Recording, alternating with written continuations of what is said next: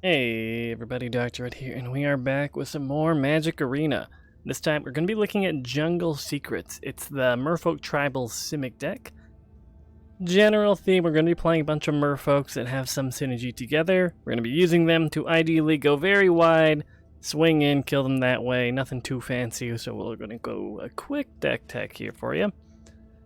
For one drops, we have 6. We have 3 Kamena Speaker. As it stands, it's a 1/1 for 1, but as long as you have another merfolk or an island, hence the Simic colors here, it'll be a 2/2. So 2/2 for 1's pretty efficient. Jade Bearer, it's a 1/1 for 1 that allows you to put a 1/1 counter on another target merfolk you control. In this case, we never really want to slam her down on turn 1. It's pretty trash, we need something else out. Going through our very heavily focused 2-drops here, we have a River Sneak. In this case, this is a 1/1 for 2, can't be blocked, but it kind of has an effect where whenever another merfolk enters the field, at least for this turn, it gets +1/+1 for the turn. Since it can't be blocked, you're going to be able to swing through those big heavy boards of beefy boys. Silver Gill Adept, it's some value in this regard. In this case, it's generally speaking going to be costing us for 2. It's 2/1 for 2. We can... As an additional cost, we reveal another merfolk, or its casting cost goes all the way up to 5 total. And when it enters the battlefield, we draw a card. So in a way, it's a 2/1 body with draw 1 effect. Deeproot Champion, a 1/1 for 2. Kind of weirdly a thing here, but every time we cast a non-creature spell, we put a 1/1 counter on it. So in this case, with our Disperse, River Herald's Boon, Sleep. Yeah, that's about it. That's our variety there. It's a little bit not non-creature heavy enough to be running him, but we'll see that get swapped out when we do 2.0. Deeproot Elite. This is one of the better cards in here. Same thing. It's a 1/1 for 2, but every time another merfolk enters the field, and with all these 1 and 2 drops, hopefully will be happening a lot, we're able to put a 1/1 counter on any merfolk we have. Mistbinder is going to be our merfolk lord. All other merfolks get 1/1. We're running 3 of those. Disperse is just a bounce effect. River Herald Boon. It's the one combat trick it looks like we are running. It allows us to put 2 1/1 counters on target creatures. In this case, generally it's only 1, but if you are running merfolks, you're able to do 2 1/1 counters, so it's pretty fun. Water Trap Weaver, 2/2 for 3. Basically, it allows us to, when it enters the battlefield, tap a creature, doesn't untap. General tempo play. Jungleborn Pioneer. It's basically 2 merfolk. 2 merfolk. For the price of 1. In this case, we get 3/3 stats for 3. And since that that token's entering the field as well, that'll also be triggering, let's just say, our Deeproot Elite or anything else that benefits on having more merfolk. Jade Light Ranger, just value. It explores, lets us filter out our land. Same thing with cards we don't want. Kamena's our big boy here. He's pretty well statted, a 2/4 for 3. And he has a bunch of techs, which are fun. You can tap another merfolk you control, he becomes unblockable. You can tap 3 merfolk, you can draw a card. And if you have a wide board and you just can't quite swing through what they got, all this can be done at instant speed, by the way. You can tap up to 5 and add a 1/1 counter for each merfolk. And then on our top end, we have our Herald of Secret Streams. All creatures we control with a 1/1 counter on them can't be blocked, which hopefully will be a lot, especially if we can get Kamena off. Seafloor Oracle, 2/3 for 4. Whenever a merfolk deals combat damage to a player, draw a card. So that's going to be getting our engine going, especially with River Sneak here. Tempest Caller, you can get some good wins off this card because it basically taps out the opponent's full board, so you don't have to deal with any blockers. Sleeps that on a spell. In this case, taps the whole board and they don't untap, so you can basically get 2 full turns of smack in face. Then our lands, we have our 4 tap lands, Woodland Streams, Hinterland Harbor, 11 forests, 9 islands, and that's about it. We're basically going to be going, there's not too much higher end thinking to this one. The most you have to do is figure out when you're playing Kamena.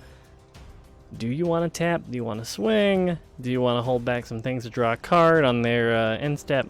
That's about it. But yeah, let's get into a game, you guys. It's Fixie this time. Now let's hope we can put on a bit better of a performance than previously. We got a couple of woodland streams. So if nothing else, at least we can drop one on our turn 1 unless we draw into like one of our 1-drops, which we did not. They're playing a Pelt Collector. This card can get pretty scary pretty quickly. It's a 1/1 for 1. Whenever a bigger creature comes in or dies, it gets a 1/1 counter on it. So it looks like we're probably up against Green Stompy of some way, shape, or form. Where were you last turn? That would have been great, man. Let's see. What we are going to do, I'm just going to reveal our speaker here. Get a Deeproot Champion out. Again, I think this card could be fine in certain decks, but that deck is not this one. We don't run enough good non-creature. So our Stompy Boy is getting bigger. I begrudgingly think we have to trade with Harpooner. And just to slow down their board a bit. What are our options here? We can get the Kamina Speaker out. We get Deeproot Champion out. Does make him a 2/2. We're not in a place where we can really trade with anything on the board. Definitely not the Nullhide Ferox. Yeah, I think this one might just be us scooping pretty quickly here. Really a damn shame, in all honesty. There's no point playing this one out.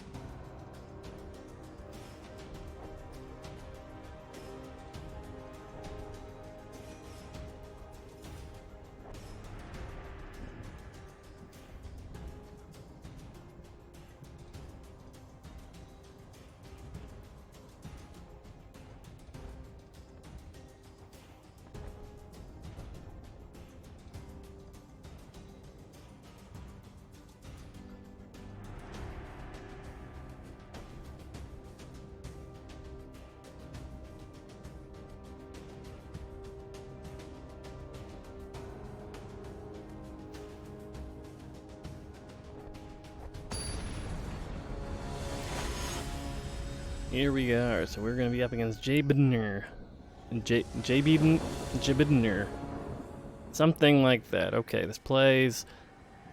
I don't like it. I don't like these tap lines. They're really frustrating to work with. Now this, assuming we draw into a forest, we'll be able to play everything on curve.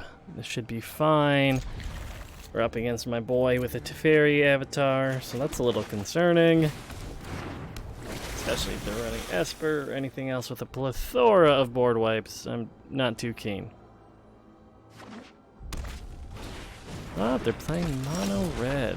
Okay, I don't like it, but I can respect it.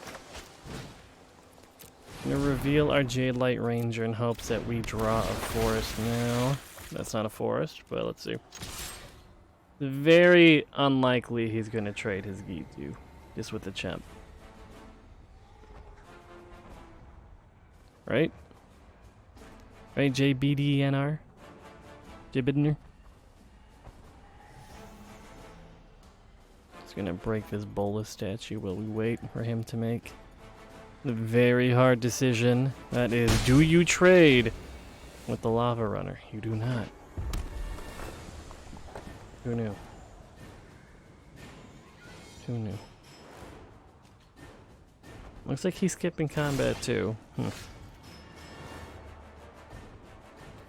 So let's see what we have to work with. I'm okay trading our Adept for him at this point. Don't really have anything great as far as going wide's concerned in hand. He very well might just trade here, shock here, or Wizard's Lightning. I'm okay with that. That's 3 damage not going to face. Get the Woodland Stream out, so at least that guarantees us our Jade Light Ranger next turn. But he's got nothing, which is a little concerning, because they'll probably do it here, but if I play my Jade Light, before it actually finishes exploring, they can slip in a Shock or a Lightning Bolt or Wizard's Lightning. Don't really want him at this point, or a Jade Bearer. In this case, it looks like it's still going to take a Lightning Strike. But basically, if you get that in when it is just 2-1, you're able to get a lot less into it. You can ping it with shock, a lot of other things just more susceptible. It's not great, but again, this thing will require another bolt for them to deal with it. It's just a shock, won't go through, but I'm gonna guess it's just risk factor. You know what? Hasn't done anything to me yet. Not gonna let him draw any cards at this point in time. And depending on how many bodies he floods, or if he just kills the Oracle, which it looks like he is. There we go. So we're just gonna whip out our Jungle-born Pioneer. Let's just go wide. I know they play enough creatures to actually get some value out of Weaver, but like that would have been a good target for it too. Who knew?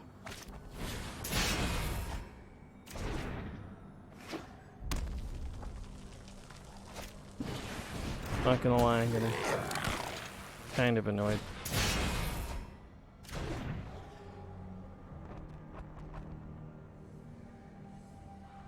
Man, this video is gonna fucking suck to edit.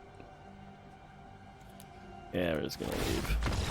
He has Frenzy for his next turn, there's no point playing this out.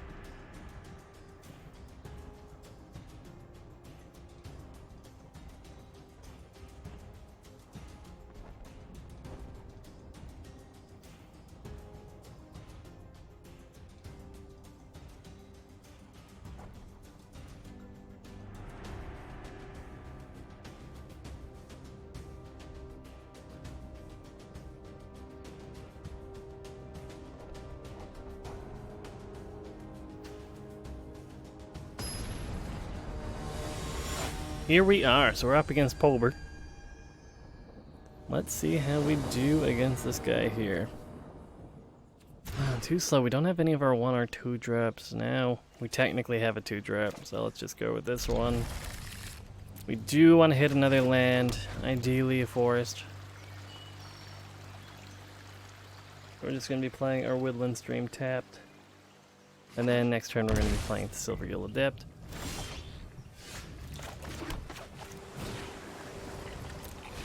Let's see. Reveal our ranger here.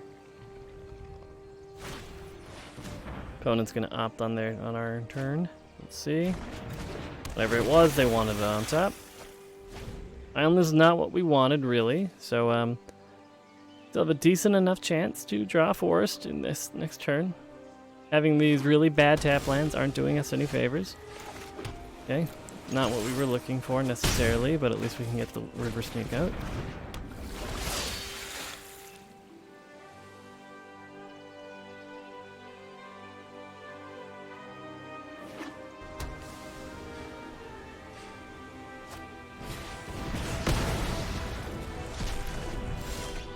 Let's see here. We're running into the same issue where we're not drawing what we want.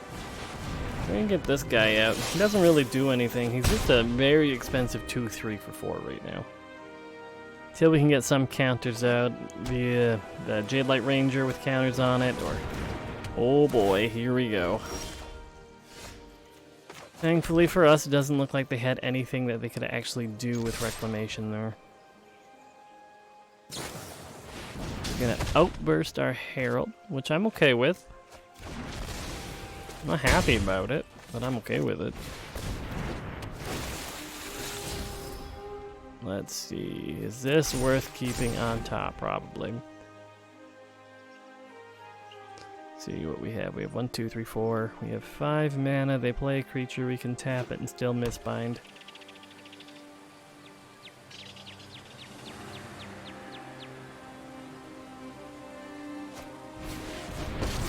Tamiya's out. Tamiya's going to be able to fetch a lot of cards or search for what they need. They very well might just pull back Ral's Outburst here. That does look like the case, and with Reclamation, they're able just to bring it on back. So let's see if they are going to outburst on the Mistbinder here, or they're just going to go for the Ranger. Makes more sense, especially with how empty our board is, relatively speaking. So we're just going to whip out the Weaver. I don't see them playing too many creatures, and we may as well at least temporarily take the ability away from them to keep fetching cards back out with Tamiyo. Decent chance they just have another one in hand, but...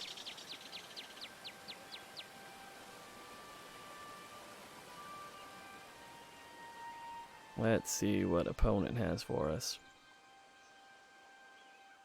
I also want you guys to know, matchmaking is not going in our favor. We're dealing with people who have spent a lot more resources into their cards. Just looking on the board right now, they have 1, 2, 3, 4, 5 rare wild cards just burnt in rare lands in general, which is...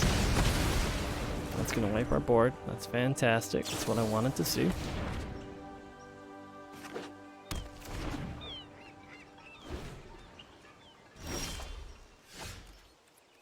That's a game. Alrighty. Okay, guys. I'm gonna be real with you. I think I'm only gonna show 1, at most 2 games of Jungle Secrets working as is, because I went through 10 games. Just hoping for at least 1 win to pair with a loss or 2. I lost every single game. It was Esper Control. It was Reclamation. There were so many board wipes. We were so slow, we kept on drawing our tap lands. We're not even guild gates. It was awful. So, to save my sanity, because it is now 4 in the morning again, I really got to record these earlier. We're going to be going with Jungle Secrets 2.0. And hopefully this will have a much better showing. I'm just going to go over what we've added. In this case, we've added a new 1-drop, Benthic Biomancer. It's a 1/1 for 1, adaptive 1 for 2. Whenever you add a counter, which is what you're doing with Adapt here, you draw a card and discard. It lets you filter out your extra lands you don't need. We also added in a couple Tricksters. They're good for... they're a flash creature. You can do some favorable blocks, you can get rid of some special effects some creatures have, all the fun stuff. Added another Deep-Root Elite. I'm indecisive here whether I should be running 4 of. In this case, I've kind of split my Deep-Root Elite slot with my Merfolk Skydiver. In this case, this one has a 5-cost proliferate effect, so once we have the counters out on all of our creatures, we can just basically burn 5 mana just to keep proliferating, get those counters stacked up. And of course, we've added in more Mistbinders. Added in a couple more Kamena, Deep-Root Waters. Whenever you cast a Merfolk spell, go figure most of our spells are Merfolk spells, you get a Merfolk out. 4 Incubations. It gives us an answer to Stompy. They whip out a Galta, I'm screwed. In this case, now they whip out a Galta, it's a 3/3 frog. As well as the incubation side, where you can basically just try to fetch a creature out. All the better if it's something useful, if not, it's never quite a dead card. Zagana is kind of our payoff for having a metric buttload of 1/1 counters. Everything that has a lot of 1/1 counters, cool, it has trample now. For herself, she can become an 8/8 with trample as well. We've replaced our bad lands.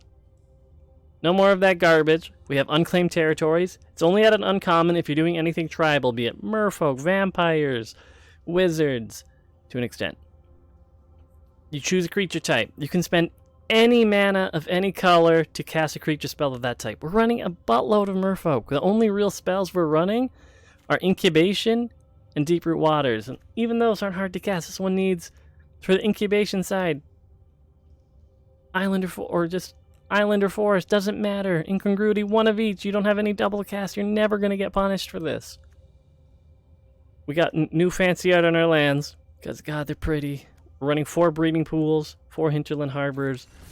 Let's hope this one puts on a better showing. Please, dear God, I really need it to. Okay, so we're up against Crovax 91 here. And we have some decent starts. We don't have a amazing turn 1. We're going to see what our opponent's playing here to see if I just want to burn out incubation early. Doing some breeding pool. We have double Jade Bear. Doesn't do much for us. I don't really want to just play a Virginial 1-drop that's just a 1/1 for 1. So, just to be doing something, we're going to incubation, see if we can find something else. May as well get a Kumena available to us.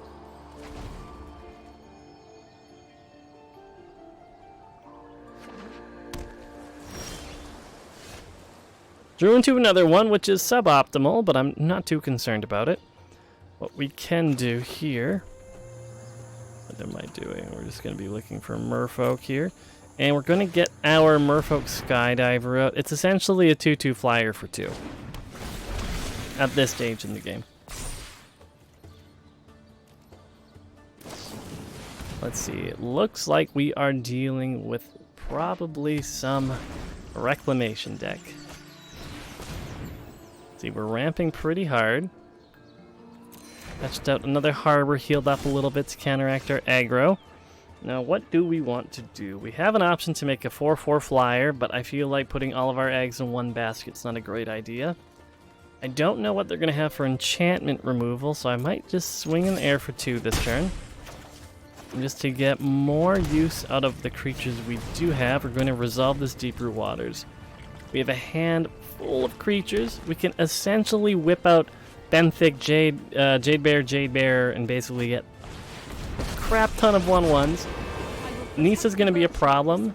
They now have a ridiculous amount of mana. Essentially, whenever they tap a forest, think of it as being double the mana at this point in time.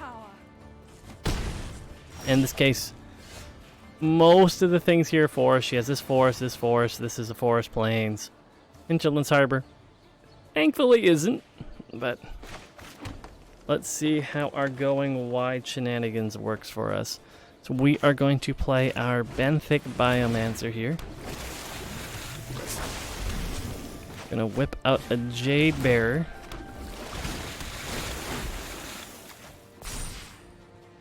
And we're gonna whip out another Jade Bearer as well. In one turn, look how much we've been able to fill up the board. And just to get rid of one of our Kumena, potentially, I'm just gonna drop that one here. And we are going to be swinging at the Nisa here. Hopefully they don't have a really good ramp payoff in hand right now, because they will have access to 1, 2, 3, 4, 5, 6, 7, 8, 10 mana this turn potentially.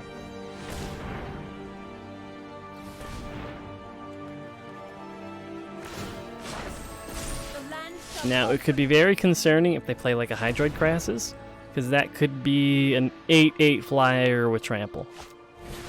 Now, Kamal's Druidic Vow, that is somehow scary. They're going to be able to look at the top 8. Any legendary permanent, they're just going to be able to whip out. So hopefully they miss really hard here, because that's kind of what okay. That wasn't too bad. Just kidding. Tatiova let them just completely just whip everything out. That's ridiculous. And of course, they were able to hit all this land on the ground. Oh god, that's terrifying. Tamiyo has 10 loyalty for some reason. I have learned much from my ancestors. Okay, that looked like it was just a display bug, thank god. And they were able to refetch the Kamal's Druidic Vow. Now, do they have a board wipe? Yeah, they have some healing. In this case, what I have to do is get rid of this Nisa here. How I'm going to go about doing that, I'm not sure. If I have another way to get a counter on the Skydiver, it shouldn't be an issue. As it stands, their board is land. And with how full up their hand is right now, there's a decent chance that, well, let's see. What are our options here? What I can do is get Kumena out. We're going to tap 5 of our Merfolk. The ones that aren't too relevant. That will give all of our Merfolk a 1/1 counter. We are going to ditch this Unclaimed Territories for now. In our combat step, we're going to swing and get rid of Nissa here. Again, they very well likely have another one. And God knows they have the land to do anything they want, especially with Kamal's Druidic Vow. Even without Nissa, they have 3, 4, 5, 6, 7, 8, 9 mana available. Nope, sorry, 11 mana available to them. So they can still basically Kamal's for 9.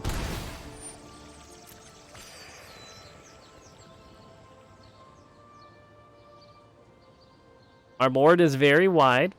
We do have access to a lot of ways to buff up our creatures here. Oh, no, that's real bad.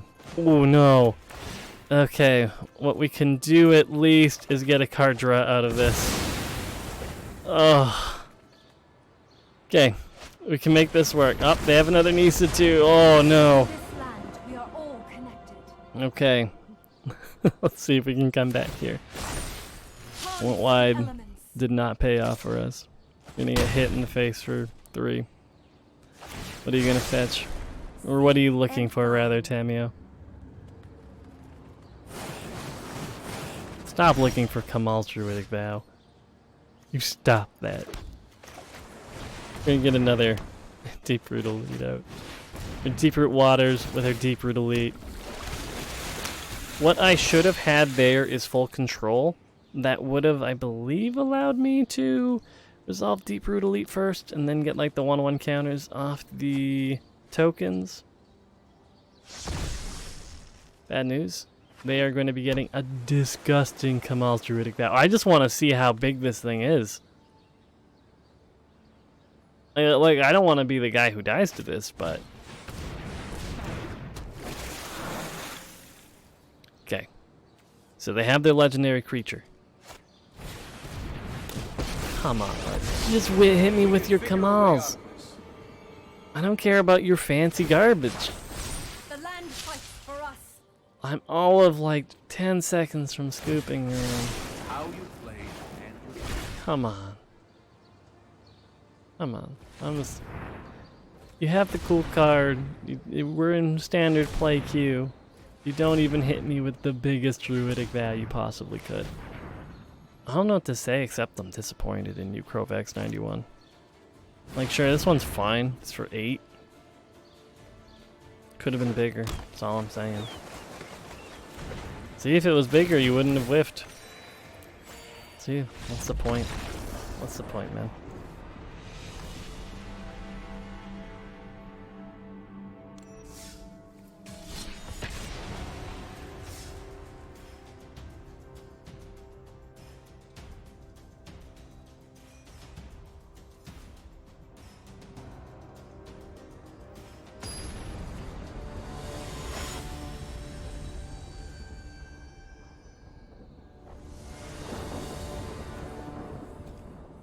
Okay, so let's see what we have going on here up against Tomishia. We don't really have a 1-drop, but we do have Deep-Root Elite into... We have some options. Adept, Elite, who knows? We'll find out. Let's see what we draw into. I think it's some ramp of some sort with the Arboreal Grazer. Don't like the Jade Bearer on turn 1 if we can avoid it. So we are just going to slam down our forest. And pass the turn for now.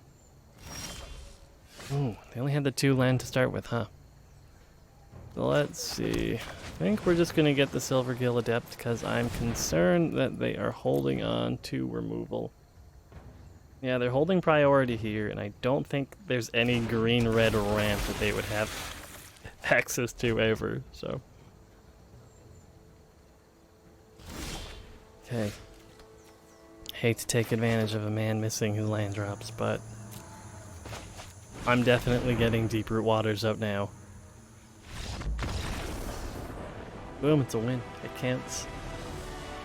I don't care, it's been so long. We're definitely gonna show an actual game. We're even gonna open up this booster pack at the end. Just you know, just to have a little bit of happiness in this sad episode. Oh boy.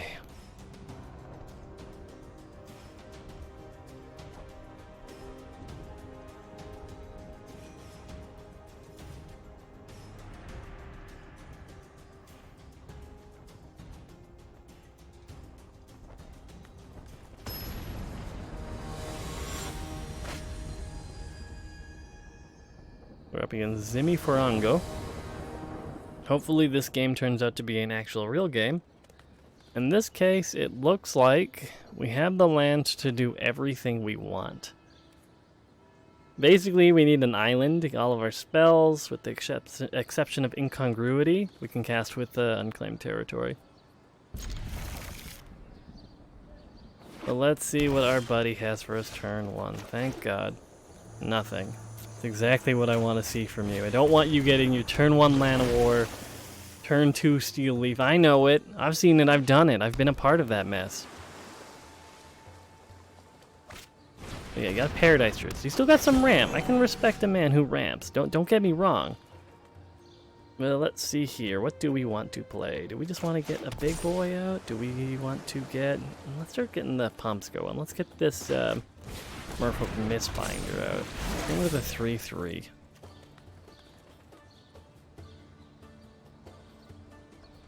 I kind of don't see him blocking here. But he's thinking about it. We'll just hit him with the polite reminder of your go. It's not BM. We're just letting him know he has the chance to block.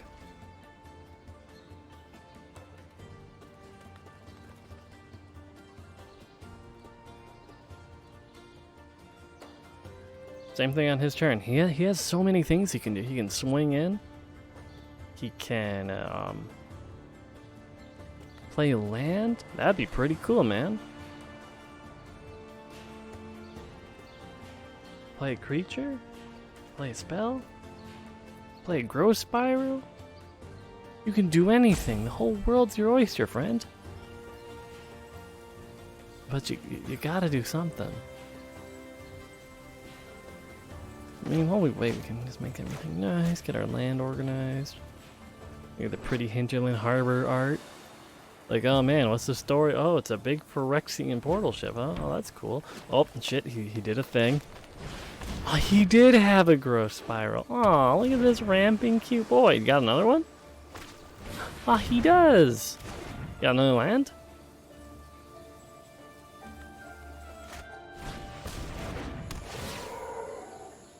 Oh, not another land. Okay.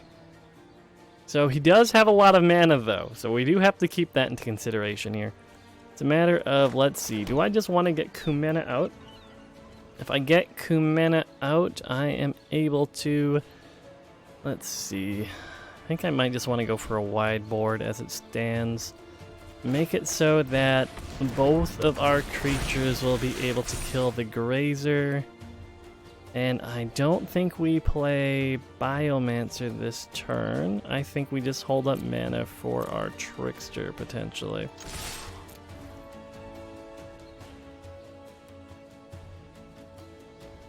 At least that way, if they do end up playing a big threat with all this mana they have, not for nothing, we'll be able to Trickster it and swing decently hard, and then still have some cards to do Kumena shenanigans the following turn. Question is, how much does he care about his weird lemur ass thing? I don't know what this thing's supposed to be. I don't like it. I'm gonna be real with you. It makes me distinctly uncomfortable. Oh god, it's Nisa shaking the world. Together, we will prevail. It's always Nisa. She's always shaking that world, man. So I'll forewarn you. There's gonna be a big boy Crassus coming my way next turn. Rise, my elemental friend. Potentially. Will he swing in with his forest? I'm still gonna get this boy out. He respected the open mana, but I gotta take what chances I can to actually swing in.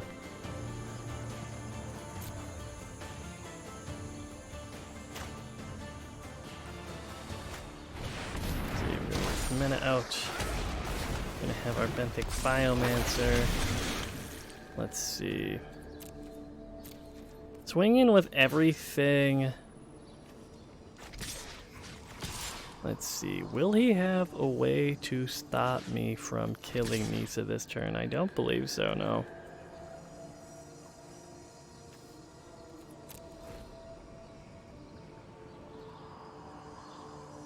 And we will still be able to tap 3 Merfolk on their turn, just to draw a card off of this.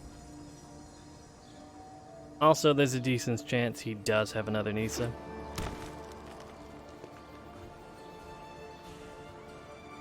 But thankfully, I'm much less concerned with her being dead for now.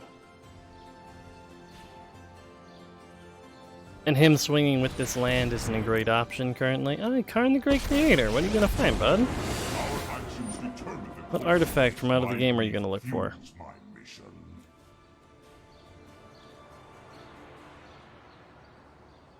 He's thinking, what would be good here? Transmorgifying Wand. So he wants to do something to get rid of Kumena, it looks like. And he's scooping, thank God. Okay, so we have an actual win under our belt. You have no idea how happy I am with this. But even with that loss, did you see how wide we were able to go so quickly? Compared to the garbage that is Jungle Secrets. Oh God, I love this one so much more. But again, I'd love to play more, but I am about 15 games deeper, whatever garbage on this episode. We are going to open up this booster. It's not on the free-to-play account, so it's a little bit less important, but we do get a Command the Dread Horde. There's some weird jank you can do with that. I'll see if I can do a weird brew at some point. But for now, I'm Dr. Rit. Thank you so much for watching. I'll try to be a happier boy tomorrow. Bye for now. Everybody!